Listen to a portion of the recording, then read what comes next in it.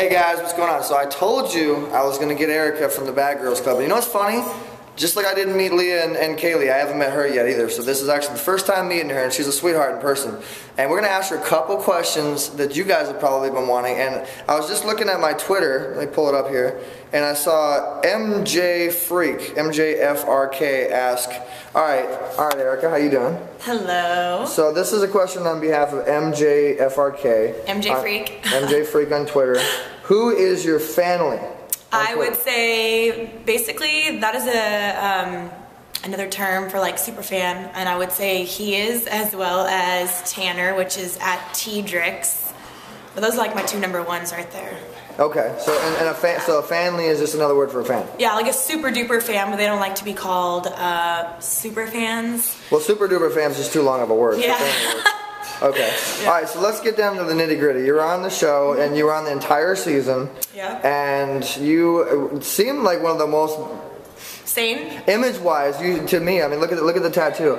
Yeah, like you seem like if you look at you, I would be afraid. You know what I mean? But you really didn't do much on the show. Like I didn't really see you knock anybody out or pull a Leah or anything. Like what was that? How do you feel after being on the show? Would you do anything different if you could go back? No, I wouldn't do anything different. I am one of the oldest girls in the house, and to me, being a bad girl has nothing to do with getting trashed 24/7, sleeping around, or having to bully people or kick people out just because you don't like them. Being bad to me is being independent and making your own money and not depending on anybody else to make it for you. And the fact that I was, I call myself a silent killer. It has nothing to do with being weak. Why do you call yourself a silent killer? I would just say because, the people who have the loudest bark are the ones that are the weakest. The ones that ran around the house, that had to pronounce how bad they were or constantly talk about why they're bad girls and this and that, like Christina and Kristen, both of them. They always, I'm a bad girl because... And Leah. I mean, I love Leah. She's a friend of mine, but I think she had the biggest bark. So you think that she has no bite? No, I'm talking, like, no, you could see that Leah backed her shit up, definitely. But, like, Kristen had to have Morgan in her corner. Once Morgan was gone, she replaced Morgan with Kat. And once Kat went home in Jamaica, she had to replace Kat with, she had Kaylee and then Kat. And once they both went home, then she had to manipulate Leah in her corner. And the bottom line is how can you be bad if you can't stand on your own? Yeah, be by yourself. I agree. Pick your own battles by yourself. You got to back your stuff up.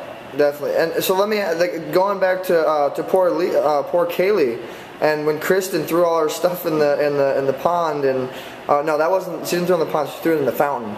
Yeah. And the way that she treated Kaylee, what's your opinion on that? I thought it was pretty disgusting and pathetic because it showed how two-faced and fake Kristen really is. One minute she's like, oh, Kaylee, we're going to be BFFs and I feel like the producers put you here just for me, you're everything I asked for. And then she's like, she's telling Kaylee that, you just need to check them. If you just check them, then they'll fall back. And then she's going and talking to Leah in the bathroom in Jamaica about, she's like my puppy dog, she follows me everywhere, I'm just so sick of it. She's two-faced. She's the most two-faced fake bitch I've ever met, and I'm tired of it. And she is not a bad girl.